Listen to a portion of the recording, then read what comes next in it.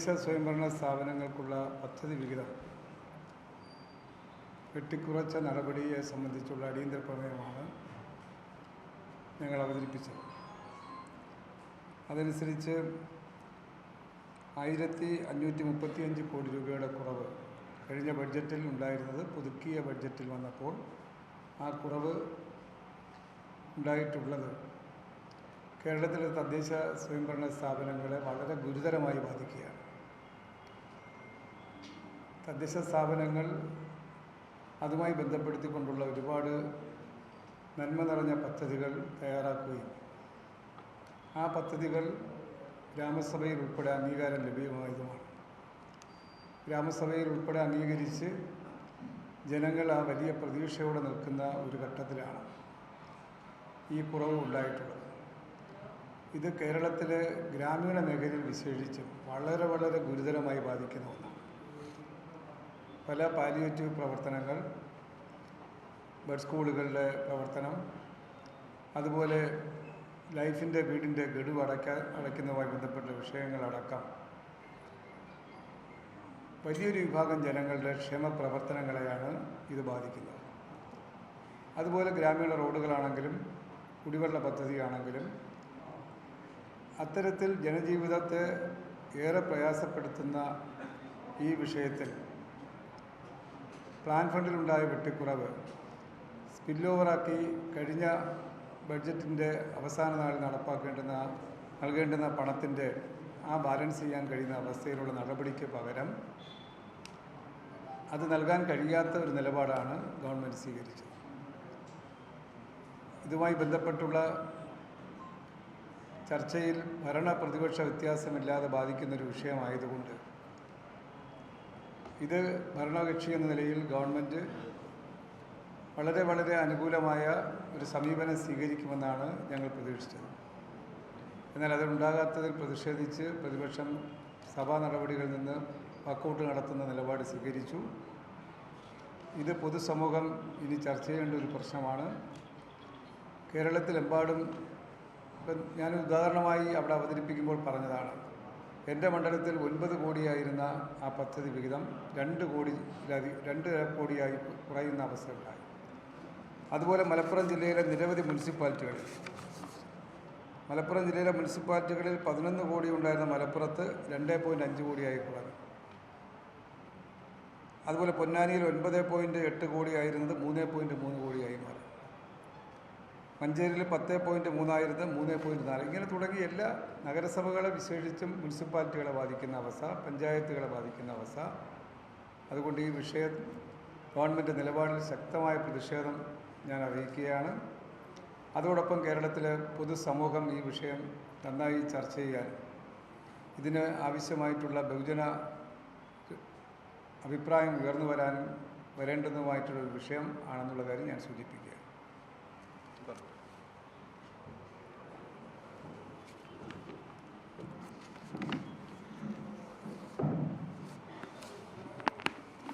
ഇന്ന് അടിത്തറ പ്രമേയമായി അവതരിപ്പിച്ച വിഷയത്തെ സംബന്ധിച്ച്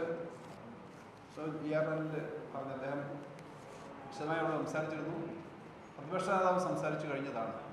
ഈ വിഷയം കേരളത്തിലെ തദ്ദേശ സ്വയംഭരണ സ്ഥാപനങ്ങളുടെ ആകെ പ്രവർത്തനത്തെ വല്ലാതെ ബാധിക്കുന്നൊരു പ്രശ്നമാണ്.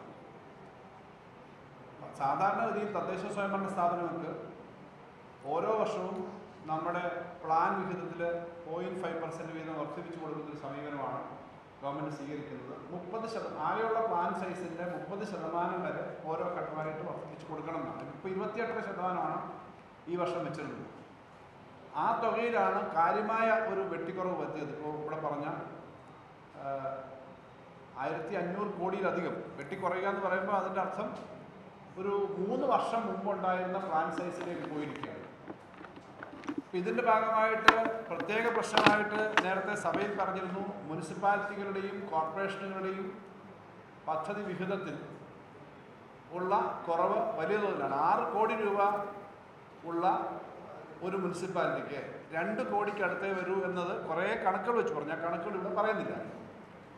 പഞ്ചായത്തുകൾക്ക് കാര്യമായി കുറഞ്ഞിട്ടുണ്ട്. ഇവിടെ സ്വാഭാവികമായിട്ടും നമ്മുടെ മുഖ്യമന്ത്രി പറയുന്നത്, ധനകാര്യമന്ത്രി അദ്ദേഹമാണ്, അദ്ദേഹം പറയുന്നത് സംസ്ഥാന ഗവൺമെൻറ് കഴിഞ്ഞ ബഡ്ജറ്റിൽ വെച്ചിരുന്നതിൽ 20,000 കോടിയോളം റവന്യൂ ഡെഫിസിറ്റ് ഗ്രാൻറ്റിൻ്റെ എക്സ്പെക്ട് ചെയ്തിരുന്ന തുക വരാത്തതുകൊണ്ട് അത് കട്ട് ചെയ്തു പ്ലാനിൽ നിന്നാണ്. ഒന്നാമത്തെ കാര്യം, റവന്യൂ ഡെഫിസിറ്റ് ഗ്രാൻറ്റ് കഴിഞ്ഞ 2 വർഷം ഒരു പണവുമില്ല. ഞങ്ങൾ വരുന്ന ആദ്യത്തെ വർഷം 19,000 കോടി, അതിനടുത്ത വർഷം 13,000, അതിനടുത്ത വർഷം 4,000 കോടി, പിന്നെ 2 വർഷം ഒന്നുമില്ല.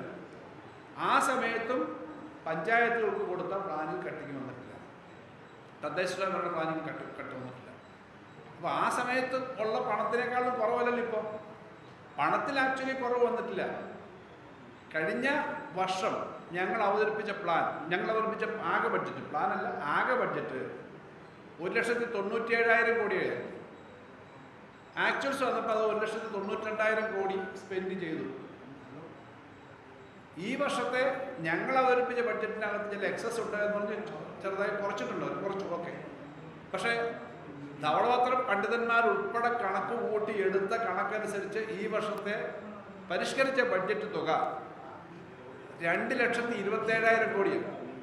അപ്പോൾ LDF ഗവൺമെൻറ് ആകെ പ്രവർത്തിച്ച് പുറകോട്ട് പോയി, ബുദ്ധിമുട്ടാക്കി, കടവാക്കി, ഒന്നുമില്ല എന്ന് പറഞ്ഞ ആളുകൾ 1,97,000 കോടിയാണ് കഴിഞ്ഞ വർഷത്തെ ബഡ്ജറ്റെങ്കിൽ എല്ലാ പരിശോധനയും കഴിഞ്ഞ് ഇപ്രാവശ്യം ശ്രീ VD സതീശൻ അവതരിപ്പിച്ച ബഡ്ജറ്റിൽ 2,27,000 കോടി ഉണ്ടല്ലോ. യഥാർത്ഥത്തിൽ 30,000 കോടിയാണ് കഴിഞ്ഞ വർഷത്തേക്കാൾ കൂടിയത്. എന്ന് പറഞ്ഞാൽ 15% വർധന ആക്ച്വൽസിലുണ്ട്. എന്നിട്ടും പറയുന്നത് ആകെ സാമ്പത്തികമായി ഞങ്ങൾ കുഴപ്പത്തിലാക്കുന്ന.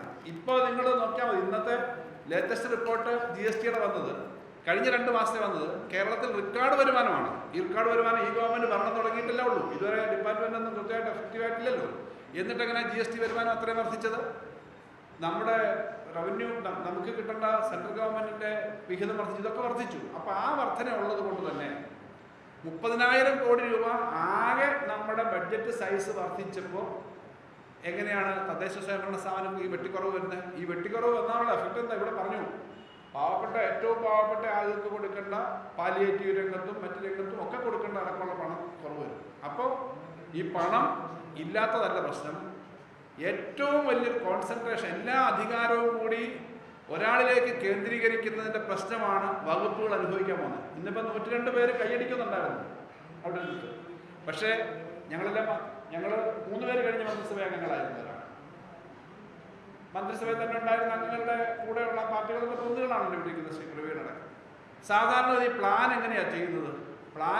പ്ലാനിംഗ് ബോർഡ് ചർച്ച ചെയ്യും, ഓരോ വകുപ്പ് മന്ത്രിമാരെയും വകുപ്പ് ഉദ്യോഗസ്ഥന്മാരെയും വിളിച്ച് ചർച്ച ചെയ്തിട്ട് പ്ലാൻ ഉണ്ടാക്കും.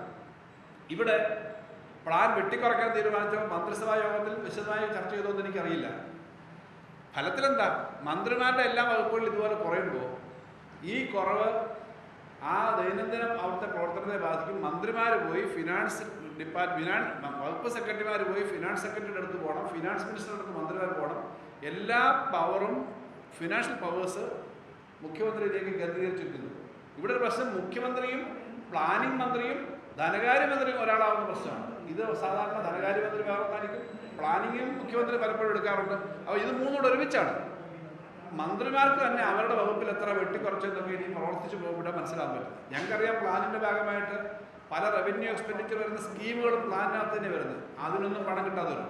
ഇഷ്യൂ ഇത്രയേ ഉള്ളൂ, 30,000 കോടി രൂപ ഈ വർഷം ആക്ച്വൽ ബഡ്ജറ്റ് എക്സ്പെൻഡിച്ചർ വർദ്ധിച്ചപ്പോൾ 3,000 കോടി രൂപയെ പ്ലാനിനകത്ത് വർദ്ധിച്ചുള്ളൂ. ഞങ്ങളുടെ പദ്ധതി അനുസരിച്ച് തന്നെ ആ 3,000 കോടി വെട്ടിക്കുറച്ചിരിക്കുന്നു. അതാണ് 30,000 കോടി യഥാർത്ഥത്തിൽ വർദ്ധിച്ചല്ലോ, അതിന് സംശയമില്ലല്ലോ. 30,000 കോടി പ്ലാന് കഴിഞ്ഞ വർഷത്തേക്കാളും ബഡ്ജറ്റ് ഈ വർഷം വർദ്ധിച്ചു. അതിനകത്ത് യാതൊരു തർക്കവും ശ്രീ VD സതീശനും അദ്ദേഹത്തിൻ്റെ മന്ത്രിസഭയ്ക്കും ഉദ്യോഗസ്ഥന്മാർക്കും ഇല്ല. ആ 30,000 കോടി വർദ്ധിച്ചപ്പോൾ 3,000 കോടി പ്ലാനിൽ കുറഞ്ഞു. എന്തിനാ? പ്ലാൻ മാത്രമേ കട്ട് ചെയ്യാനുള്ളൂ, ബാക്കി എത്രയോ കട്ട് ചെയ്തു. സ്ത്രീ സുരക്ഷാ പദ്ധതി മാത്രം 1,700 കോടി കട്ട് ചെയ്തു. 1,700 അല്ല, 2,000 കോടി കട്ട് ചെയ്തു. കണക്ട് വർക്കിനകത്ത് കുറച്ചു. ശമ്പളത്തിൻ്റെ കുടിശ്ശിക കൊടുക്കാനുള്ള DAയുടെയും DRന്റെയും കുടിശ്ശിക കൊടുക്കാനുള്ളത് കുറച്ചിട്ടുണ്ട്. അപ്പോൾ പ്ലാനിനെ കുറയ്ക്കുക എന്ന് പറഞ്ഞാൽ അതിൻ്റെ അർത്ഥം പ്ലാൻ കൃത്യമായ ഓരോ വകുപ്പിൻ്റെയും എക്സ്പെൻസാണ്. ആ എക്സ്പെൻസ് നോക്കി ഓരോ വകുപ്പും ചെയ്യേണ്ട പണത്തിന് വലിയ കുറവാണ് വരാൻ പോകുന്നത്. മന്ത്രിമാർ കൂട്ടുത്തരവാദിത്തത്തോടുകൂടി ഈ കാര്യങ്ങൾ ചെയ്യുന്നോ ഇല്ലയോ എന്നുള്ളത് അവരാണ് പറയേണ്ടത്. എന്തായാലും കൂട്ടുത്തരവാദിത്തം വേണ്ടത്ര ഉണ്ടായിരുന്നെങ്കിൽ മദ്യനയത്തിൽ ഉൾപ്പെടെ ചർച്ച ചെയ്തില്ല എന്നുള്ള പ്രശ്നം വരില്ല. അതിനേക്കാളും വലിയ അപകടമാണ് ഈ പ്ലാനിൻ്റെ കാര്യത്തിൽ കാണിച്ചിരിക്കുന്നത്. ഇത്രയധികം പണം വർദ്ധിച്ച ഒരു സാഹചര്യത്തിൽ ഞാൻ വീണ്ടും ആവർത്തിച്ച് പറയുകയാണ്, 1,97,000 കോടി ഉണ്ടായിരുന്ന കഴിഞ്ഞ വർഷത്തെ ബഡ്ജറ്റ് സൈസിൽ നിന്നും ഞങ്ങൾ അവതരിപ്പിച്ച ബഡ്ജറ്റിനകത്ത് കുറച്ച് പണം അവർക്ക് ചെലവ് അതിനകത്ത് കുറച്ചിട്ട് പോലും 2,27,000 കോടിയാണ് ധവളപത്ര വിദഗ്ധന്മാരുടെ ഉൾപ്പെടെ പരിശോധനയും കണക്കും കഴിഞ്ഞു വച്ചിരിക്കുന്നത്. 30,000 കോടി ഒരു വർഷം കൊണ്ട് 15% വർദ്ധിപ്പിക്കാൻ പറ്റുന്ന തരത്തിൽ പണമുണ്ട് എന്ന് ശ്രീ വി.ഡി. സതീശനും അദ്ദേഹത്തിൻ്റെ ഗവൺമെൻറ്റും അംഗീകരിച്ചതാണ് ഈ പുതിയ ബഡ്ജറ്റ്. അങ്ങനെ വെച്ചിട്ടും അതിനകത്ത് ഏറ്റവും സാധാരണ തദ്ദേശ സ്വയംഭരണ സ്ഥാപനങ്ങളുടെ പണം കൊടുക്കുന്നില്ല. ഇതിൻ്റെ കൂടെ ഗുരുതരമായ പ്രശ്നമാണ് സ്പിൽ ഓവർ എന്ന നിലയിൽ കഴിഞ്ഞ വർഷം വെച്ചിരുന്ന പണം കൊടുക്കാത്തത്. സ്പിൽ ഓവർ എന്തുകൊണ്ടാണ് കൊടുക്കുന്നത്? സാധാരണഗതിയിൽ ബഡ്ജറ്റ് മാർച്ച് മാസത്തിലാണ് നമ്മൾ പണം കൊടുക്കുക. മാർച്ച് മാസത്തിൽ ഒരു 15-ാം തീയതി കഴിഞ്ഞിട്ടൊക്കെയാണ് മൂന്നാം ഗഡു സാധാരണ കൊടുക്കുന്നത്. ബാക്കിയെല്ലാം കൊടുത്തു കഴിഞ്ഞാൽ കഴിഞ്ഞ വർഷങ്ങളിലൊക്കെ എങ്ങനെയാണ് അത് ചില സമയത്ത് പിന്നെ ഏതെങ്കിലും ഒരു കാര്യം ചിലവാക്കി തീർക്കാൻ പറ്റിയില്ലെങ്കിൽ സ്പിൽ ഓവർ അനുവദിക്കും. ഇവിടെ ഇലക്ഷൻ കമ്മീഷനോട് ഞങ്ങൾ ചോദിക്കേണ്ടി വന്നു. ഉദ്യോഗസ്ഥന്മാർ തന്നെ പറഞ്ഞു. ഞാൻ ഉദ്യോഗസ്ഥന്മാരോട് സംസാരിക്കുമ്പോൾ ഇലക്ഷൻ്റെ നോട്ടിഫിക്കേഷൻ വന്ന ഉദ്യോഗസ്ഥന്മാർ സാധാരണ എന്താ പറഞ്ഞത്? ഇലക്ഷൻ കമ്മീഷനോട് ചോദിച്ചാലേ ചെയ്യാൻ പറ്റും. മന്ത്രിമാർക്കൊക്കെ ഞങ്ങളെല്ലാം മന്ത്രിമാരാണ്, ഞങ്ങളൊക്കെ ആ സമയത്ത് തീരുമാനിച്ചാൽ ഇലക്ഷൻ കമ്മീഷനോട് ചോദിച്ചിട്ട് അത്യാവശ്യ കാര്യങ്ങൾ ചെയ്യാൻ പറ്റും. ഇലക്ഷൻ കമ്മീഷനോട് ചോദിച്ചു. ഇലക്ഷൻ കമ്മീഷൻ ആ സമയത്ത് അനുവദിച്ചില്ല. പക്ഷേ ആ പണം ഉള്ളതുകൊണ്ടാണല്ലോ 6,300 കോടി രൂപ ക്യാഷ് ബാലൻസ് ഉണ്ട് എന്ന് വന്നത്. ആ പണത്തിൽ നിന്ന് പണം കൊടുക്കേണ്ടതല്ലേ? ആളുകളെ തെറ്റിദ്ധരിപ്പിക്കാൻ നിരന്തരമായി നല്ല വാചക കസത്തിൽ ആളുകളെ തെറ്റിദ്ധരിപ്പിക്കാൻ വേണ്ടി ഇത്തരം വേദികളെല്ലാം ഉപയോഗിക്കുകയാണ്. ഈ വസ്തുത കണക്കാണ്, പണം പണമാണ്, അതുള്ളതാണ്, അത് കൃത്യമായി കൊടുക്കേണ്ടതാണ്. തദ്ദേശ സ്വയംഭരണ സ്ഥാപനങ്ങൾ മഹാഭൂരിപക്ഷവും ഇടതുപക്ഷത്തിൻ്റെ മാത്രമൊന്നുമല്ല, എല്ലാവരും ഉണ്ട്. ഞങ്ങൾക്കുള്ളതുപോലെ തന്നെ UDF ഉണ്ട്. UDF-ന് ഇപ്പോൾ കുറച്ച് കൂടുതലുണ്ട്. ഞാൻ പിന്നെ കണക്ക് പറഞ്ഞു, കുറച്ച് കൂടുതലുണ്ട്. UDF-ന് കുറച്ച് കൂടുതലുണ്ട്. അപ്പം മന്ത്രിമാർക്കും പണം കിട്ടാൻ പോകുന്നില്ല ഭാവിയിൽ. വേണമെങ്കിൽ അവിടെ ചെന്ന് ധനകാര്യ വകുപ്പിൻ്റെ അനുവാദം മേടിച്ചിട്ട് എടുക്കാൻ പറ്റുള്ളൂ. തദ്ദേശ സ്ഥാപനങ്ങളുടെ അവസ്ഥ ഇതാണ്. തദ്ദേശ സ്ഥാപനങ്ങളിലെ ഭാരവാഹികളൊരു കാര്യം മനസ്സിലാക്കണം. ആകെയുള്ള ബഡ്ജറ്റിൽ ഇത്രയും പണം വർദ്ധിച്ചിട്ടും തരാവുന്നത് തന്നില്ല. അതിന് കഴിഞ്ഞ ഗവൺമെൻറ്റിനെ എപ്പോഴും കുറ്റം പറയണം. ഇപ്പം എല്ലാ ദിവസവും കഴിഞ്ഞ ഗവൺമെൻറ്റിനെ കുറ്റം പറയുക, പ്രതിപക്ഷ നേതാവായിട്ട് തന്നെ മുഖ്യമന്ത്രി പ്രവർത്തിച്ചുകൊണ്ടിരിക്കുക. കാരണം ഞങ്ങൾ തന്നെ അധികാരത്തിലിരിക്കുന്നു, LDF അധികാരത്തിലിരിക്കുന്നു എന്നതിലാണ് എല്ലാത്തിനും മറുപടി പറയുന്നത്. അപ്പം അതുകൊണ്ട് പ്രതിപക്ഷ നേതാവായിട്ട് അദ്ദേഹം ആക്ട് ചെയ്യുന്നതൊന്ന് നിർത്തി മുഖ്യമന്ത്രിയായിട്ട് ആക്ട് ചെയ്യണം. ഈ പറഞ്ഞ കൃത്യമായ കാര്യങ്ങളെല്ലാം ചെയ്യാൻ വേണ്ടി തയ്യാറാകണം എന്നുള്ളത് പറയാൻ വേണ്ടിയിട്ടാണ് ഇന്ന് ഞങ്ങളിത് പറഞ്ഞത്.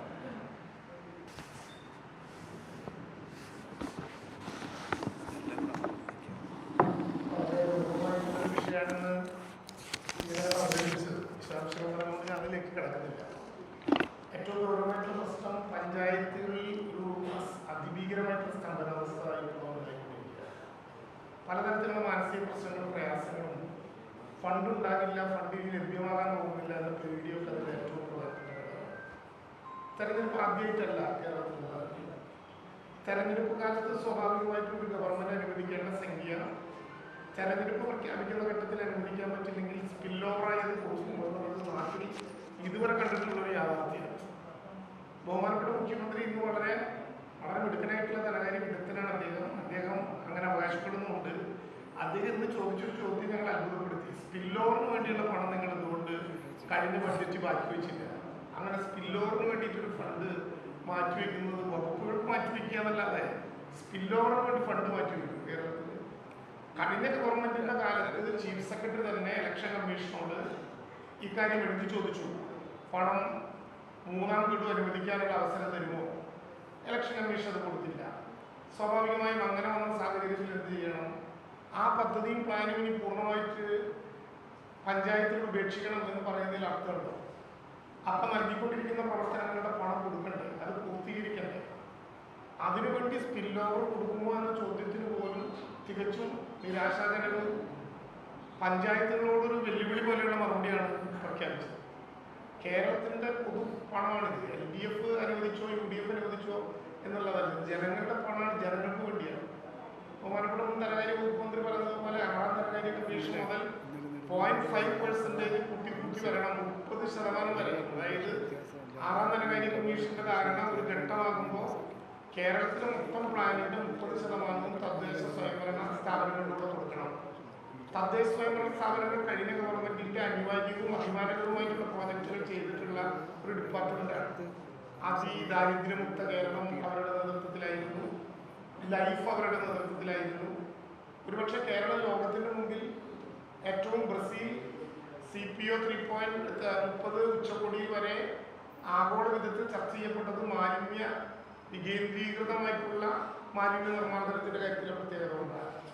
ഇന്ത്യയിലെ ഗവൺമെൻറ് തന്നെ ഇന്ത്യയിൽ ഏറ്റവും പ്രധാനപ്പെട്ട 3 നഗരങ്ങളിലൊന്നായി 100 നഗരങ്ങളിൽ 8 എണ്ണം ഈ കേരളത്തിലെയാണ് പ്രഖ്യാപിച്ചു കഴിഞ്ഞു.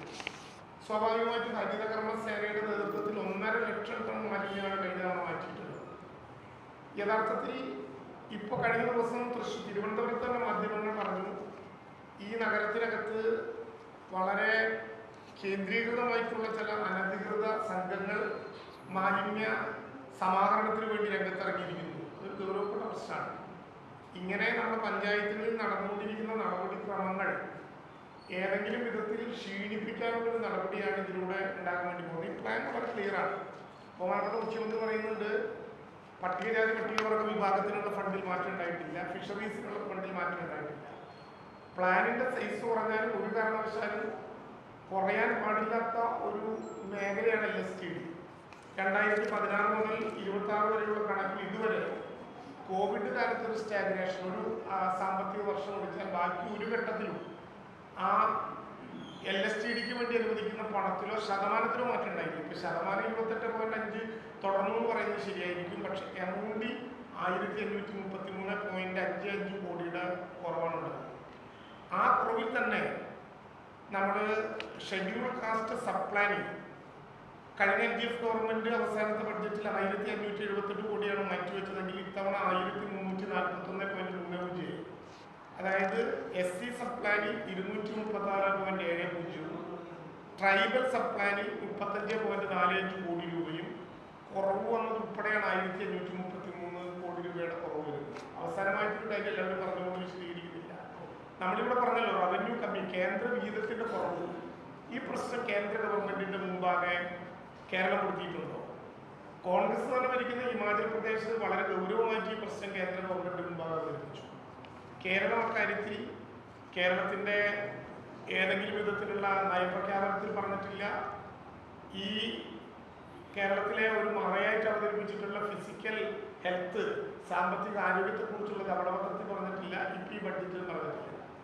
കേന്ദ്രത്തിൻ്റെ പണം കിട്ടാനുള്ള ഒരു വിധത്തിലുള്ള നടപടിയും ഉണ്ടാകാതെ പ്ലാൻ കട്ട് നടന്ന കാലത്ത് പോലും വെട്ടിക്കുറയ്ക്കാത്ത LSTDയുടെ പണം വെട്ടിക്കുറയ്ക്കുന്നത് യഥാർത്ഥത്തിൽ തദ്ദേശ സ്വയംഭരണ സ്ഥാപനങ്ങളോടുള്ള, യഥാർത്ഥത്തിൽ ഗ്രാമസഭകളോട് പോലുമുള്ള അവഹേളനമാണ്. ഗ്രാമസഭകൾ ഓൺലൈനാക്കാൻ പോകുന്ന കാലത്തെക്കുറിച്ചാണ് ബഹുമാനപ്പെട്ട മന്ത്രി പറയുന്നത്. ആ ഗ്രാമസഭ പാസ്സാക്കിയിട്ടുള്ള പ്രവർത്തനങ്ങൾ നടപ്പിലാക്കാനുള്ള പണം സ്പില്ലോവർ പോലും ഞങ്ങൾ കൊടുക്കില്ല. കഴിഞ്ഞ ഗവൺമെൻറ്റിൻ്റെ കാലത്തുണ്ടായ സാങ്കേതിക പ്രശ്നത്താൽ സ്പില്ലോവർ പോലും ഞങ്ങൾ കൊടുക്കില്ല എന്ന് പറയുന്ന നടപടി ധിക്കാരപരമാണ്. അത് ഗവൺമെൻറ് ഭാഗത്ത് ശരിയാകാത്ത കാര്യമാണ് എന്നാണ് ഈ സബ്മിഷനിലൂടെ ഞങ്ങൾ ഉന്നയിക്കാൻ ശ്രമിച്ചിട്ടുള്ള കാര്യം. അത് വിശദീകരിച്ചു.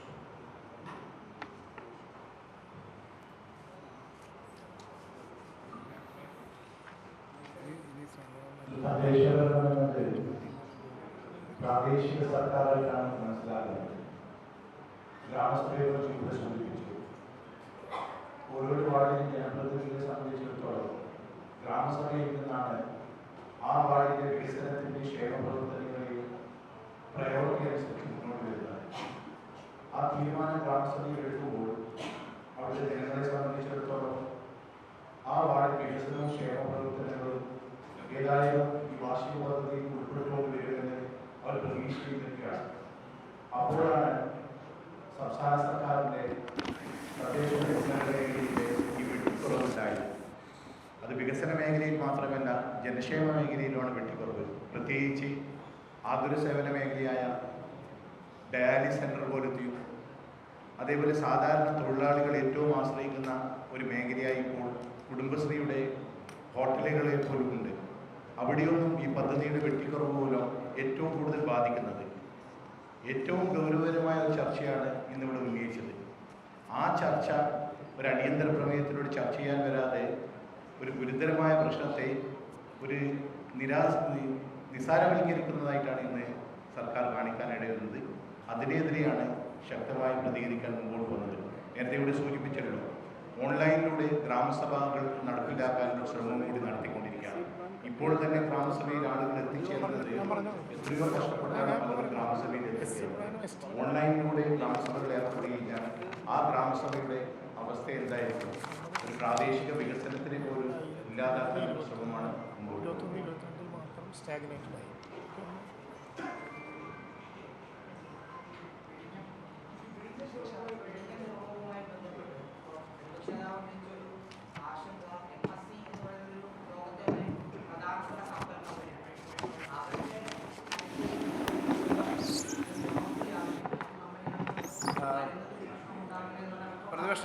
പ്രതിപക്ഷ നേതാവ് വളരെ വിശദമായി ഈ കാര്യം പറഞ്ഞു. ആദ്യത്തെ റെസ്പോൺസ് എന്ന നിലയിലാണ്, കൂടുതൽ ഡീറ്റെയിൽസ് വരാനുണ്ട്.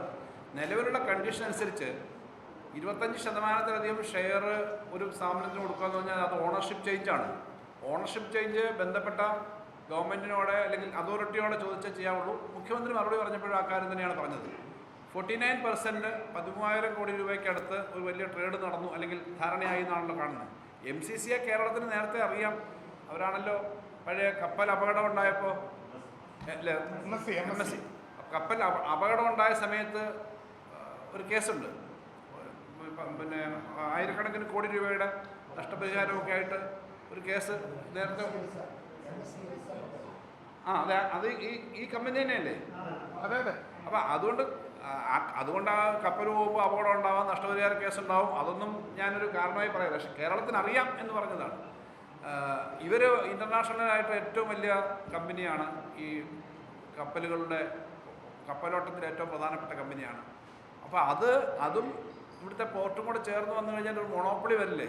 മൊണോപ്പൊളി വരാം എന്നുള്ളതാണ് സംശയം ഉന്നയിച്ചത്. വരാം, അതിൻ്റെ കാര്യങ്ങളൊക്കെ വിശദമായിട്ട് പിന്നീട് നോക്കേണ്ടതാണ്. അങ്ങനെ മൊണോപ്പൊളി വന്നാൽ നമ്മുടെ ബിസിനസ്, നമ്മുടെ ആ പോർട്ടിൻ്റെ വളർച്ചയെ ബാധിക്കും. അതിന് എങ്ങനെയൊക്കെയാണ് മൊണോപ്പൊളി വരുന്നത് തുടങ്ങിയ കാര്യങ്ങളെ പറ്റിയൊക്കെ നമുക്ക് കൂടുതലും മനസ്സിലാക്കേണ്ടതാണ്. സാധാരണഗതിയിൽ നമുക്ക് ഊഹിക്കാവുന്നതാണ്. പ്രിവിലേജ് കിട്ടും ആ ഓണർഷിപ്പുള്ള കമ്പനിക്ക് എന്ന് പറഞ്ഞാൽ മറ്റു കമ്പനിക്ക് ആ പ്രിവിലേജ് കിട്ടാതിരുന്നാൽ തന്നെ കൂടുതൽ ഷിപ്പുകൾ വരാതെ, അല്ലെങ്കിൽ ഈ കമ്പനിയുടെ അല്ലെങ്കിൽ ഇവർക്ക് ഇൻട്രസ്റ്റ് ഉള്ള ഷിപ്പ് വരും. ഇങ്ങനെ പല കാര്യങ്ങൾ വരാം. എന്തായാലും പ്രാഥമികമായിട്ട് ഈ കാര്യങ്ങൾ വന്നപ്പോൾ അതിനകത്ത് വേണ്ടത്ര പരിശോധന നടത്തിയിട്ട് ചെയ്യണം എന്നുള്ള അഭിപ്രായം പറഞ്ഞിട്ടുണ്ട്. പ്രതിപക്ഷ നേതാവ് ഇന്ന് നിയമസഭയിൽ തന്നെ ആ കാര്യം പറഞ്ഞിട്ടുണ്ട്.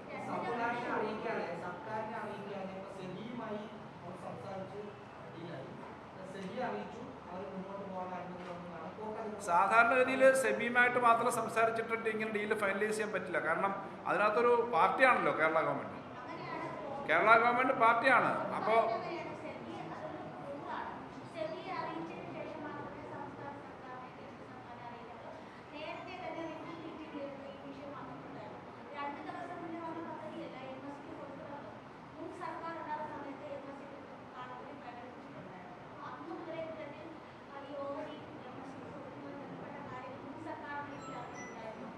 അല്ല, ഗവൺമെന്റിന്റെ മുമ്പാകെ ഇത് വന്നിട്ടേ ഇല്ല ഇതുവരെ എന്ന് മുഖ്യമന്ത്രി തന്നെ ഇന്ന് പറഞ്ഞല്ലോ. യെസ്, അല്ല, താല്പര്യം പ്രകടിപ്പിക്കലല്ല, സർക്കാരിന്റെ മുമ്പിലേക്ക് ഇത് കൊടുക്കുന്നതുമായി ബന്ധപ്പെട്ട് ഒരു ധാരണയും ഇതുവരെ വന്നിട്ടില്ല എന്ന് ബഹുമാനപ്പെട്ട മുഖ്യമന്ത്രി സഭയ്ക്കകത്ത് വ്യക്തമാക്കി. എന്ന് മാത്രമല്ല, മെഡിറ്ററേനിയൻ ഷിപ്പിംഗ് കമ്പനിയുമായി കേരളത്തിന് 9,000 കോടി രൂപയുടെ നഷ്ടപരിഹാരവുമായി ബന്ധപ്പെട്ടൊരു വിഷയം നിൽക്കുന്നുണ്ട്. അതാണ് നേരത്തെ പറഞ്ഞത്. അത് ഇതേ കമ്പനി തന്നെയാണ്. കമ്പനി ആവശ്യം ഉന്നയിച്ചിട്ടുണ്ടോ ഇല്ലയോ എന്ന് ഞങ്ങൾക്ക് ഇപ്പോൾ പറയാൻ പറ്റില്ല. പക്ഷേ സർക്കാരിൻ്റെ മുമ്പാകെ ഇതുമായി ബന്ധപ്പെട്ട് യാതൊന്നും ഇതുവരെ വന്നിട്ടില്ല എന്ന് മുഖ്യമന്ത്രി തന്നെ. ഇന്നിപ്പോൾ കേരളത്തിൻ്റെ മുഖ്യമന്ത്രിയാണ് പറഞ്ഞത്. നേരത്തെ ഇരുന്ന മുഖ്യമന്ത്രിയാണോ ഇപ്പോഴത്തെ മുഖ്യമന്ത്രിയാണോ കേരളത്തിലുള്ള ഗവൺമെൻറ് ആണോ LDF ആണോ UDF ആണോ എന്നല്ല, ഔദ്യോഗികമായി ഒരു ആവശ്യവും സംസ്ഥാന ഗവൺമെൻറ്റിന് മുന്നേ വന്നിട്ടില്ല എന്ന് അദ്ദേഹം ഇന്ന് പറയുകയുണ്ടായി. അവർക്കും പത്രത്തിൽ നിന്നുള്ള വിവരമുള്ളൂ എന്നാണ് പത്രത്തിൽ. ബാക്കി കാര്യം നിങ്ങൾക്ക് ചിലപ്പോൾ അറിയുന്ന കൂടുതൽ കാര്യങ്ങളുണ്ടാവും. പക്ഷേ ഗവൺമെൻറ്റിൻ്റെ മുന്നിൽ ഔപചാരികമായി വന്നിട്ടില്ല എന്നുള്ളത് തന്നെയാണ്. ഇപ്പം ചിലപ്പം വാർത്തകൾ വേറെയും ഇങ്ങനെ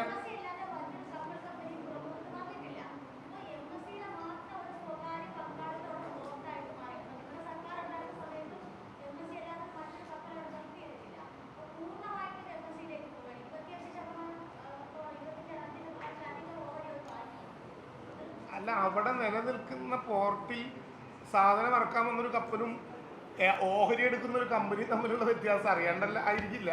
ഞങ്ങളുടെ ഒന്ന് കണക്ട് ചെയ്യാൻ വേണ്ടിയിട്ടാണെങ്കിൽ ഞങ്ങളുമായി നേരത്തെ ബന്ധമില്ലാതെ ബഹുമാനപ്പെട്ട ധനകാര്യ വകുപ്പ് മന്ത്രി പറഞ്ഞു. അവിടെ നിങ്ങളുടെ കാലത്ത് ഒരു ഷിപ്പ് വന്നിട്ട് ഈ ഷിപ്പ് മാത്രം വന്ന് സാധനം ചരക്കിറക്കി പോയില്ലേ എന്ന് പറഞ്ഞാൽ അതിൻ്റെ അർത്ഥം ആ കമ്പനിയുമായിട്ട് ഞങ്ങൾ എന്തെങ്കിലും ഡീൽ ഉണ്ടാക്കിയതാണോ? അല്ലല്ലോ. സ്വാഭാവികമായിട്ടും പോർട്ടിൽ വരുന്ന MS അല്ല വേറൊരു BSc വന്നാൽ ഞങ്ങൾ അതിനെ സ്വീകരിക്കും. അത് സ്വാഭാവികമായിട്ടും ആ പോർട്ടിൻ്റെ ചുമതലയാണ്. അതും ഇതും തമ്മിലുള്ള വ്യത്യാസമുണ്ട്. ഇത് കേരളത്തിലെ ഗവൺമെൻറ്റിനെ അറിയിക്കാതെ ഒരു കമ്പനിക്ക് അതിൻ്റെ ഓഹരി മേടിക്കാൻ പറ്റില്ല എന്നുള്ളത് കൊണ്ട് ഗവൺമെൻറ്റിൻ്റെ മുമ്പാകെ വന്നിട്ടില്ല എന്ന് മുഖ്യമന്ത്രി വെളിപ്പെടുത്തിയിട്ടുണ്ട്.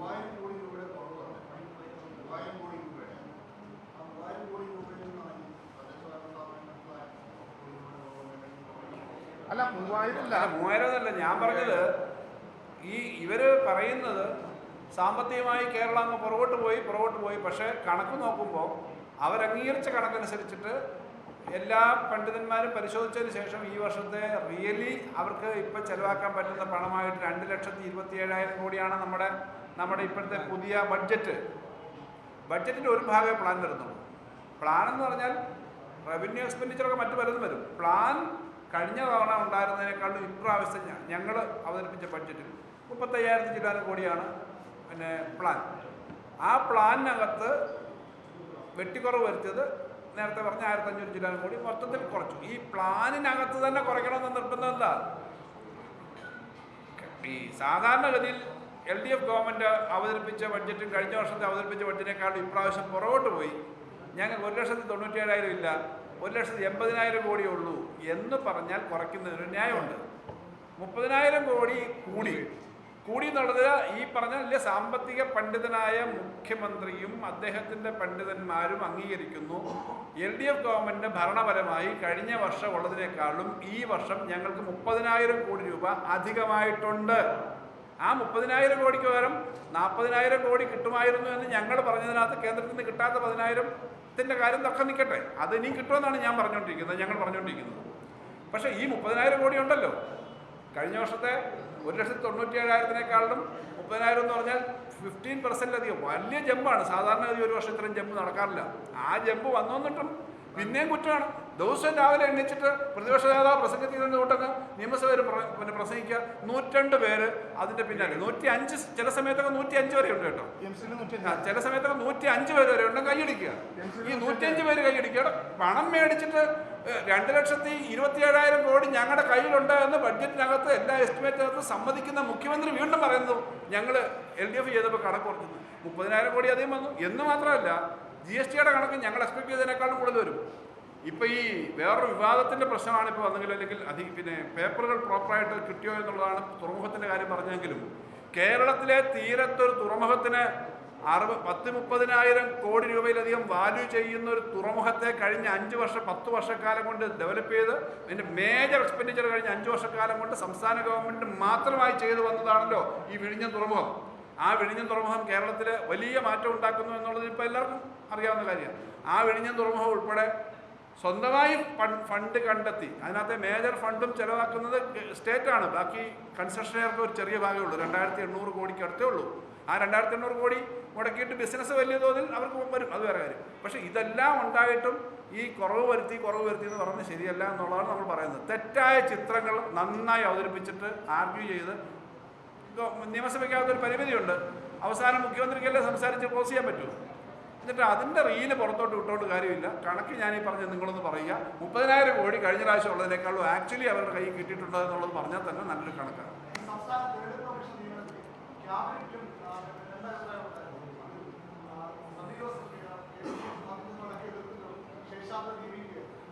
ഈ ക്യാബിനറ്റ് രഹസ്യം എങ്ങനെ നമുക്കറിയുന്നത്? അല്ല, നമുക്കറിയില്ല, നിങ്ങൾക്ക് ചിലപ്പോൾ അറിയാമായിരിക്കും. പക്ഷെ ക്യാബിനറ്റിനകത്തുണ്ടോ എന്നുള്ള ഔപചാരികമായിട്ട് നമുക്കറിയില്ല. ഒരു കാര്യത്തിൽ മാത്രമല്ല, വാസ്തവത്തിൽ കോൺഗ്രസ് എല്ലാ മദ്യനയം, ഖനനത്തിൻ്റെ കാര്യത്തിൽ അതിവിടെ വന്ന് നിങ്ങളോട് മുഖ്യമന്ത്രി പറഞ്ഞല്ലോ, 19-ാം തീയതി പറഞ്ഞല്ലോ, ഇടതുപക്ഷ ഉന്നയിക്കുന്ന ക്ലീശയ വാക്കുകളൊന്നും ഞങ്ങൾ അംഗീകരിക്കുന്നില്ല, ഞങ്ങൾ ആരുടെ അടിമയല്ല, ഞങ്ങൾ സ്വകാര്യവൽക്കരണം ഉൾപ്പെടെ പോവും എന്ന് ഇതേ സ്ഥലത്ത് പറഞ്ഞാണല്ലോ മുഖ്യമന്ത്രി. നിങ്ങളുടെ ഉണ്ടല്ലോ വീഡിയോ ക്ലിപ്പിംഗ്. അടുത്ത ദിവസം അവിടെ നിന്ന് പറഞ്ഞു ആരാ സ്വകാര്യവൽക്കരണത്തെ പറ്റി പറഞ്ഞത്? ഈ സ്വകാര്യ നിക്ഷേപത്തെ പറ്റി പറഞ്ഞത്. ഞങ്ങൾ അവതരിപ്പിച്ച ബഡ്ജറ്റിനകത്ത് കരിമണൽ സംബന്ധിച്ചുള്ള റെയർ എർത്ത് കോറിഡോറിനെ പറ്റി പറഞ്ഞിട്ടുണ്ട്. അതിനകത്ത് പബ്ലിക് സെക്ടർ മാത്രമേ പറഞ്ഞിട്ടുള്ളൂ, പേരെടുത്ത് പറഞ്ഞിട്ടുള്ളൂ പബ്ലിക് സെക്ടറിൻ്റെ. പക്ഷേ അദ്ദേഹം അവതരിപ്പിച്ചതിനകത്ത് അവിടെ സ്വകാര്യം കൂടി വന്നു. എന്നിട്ടും ഇവിടെ പറഞ്ഞിട്ട് അടുത്ത ദിവസം പറയാം ആരാ പറഞ്ഞത് എന്ന് പറയാം. ഞാൻ എന്ത് ചെയ്യാൻ പറ്റും? തർക്കം ഇതിന് മാത്രമല്ല, അളിയും മുതൽ എല്ലാത്തിലും ഉണ്ട്. കൂടുതൽ വാർത്തകൾക്ക് news 18 Keralam YouTube channel subscribe ചെയ്യുക.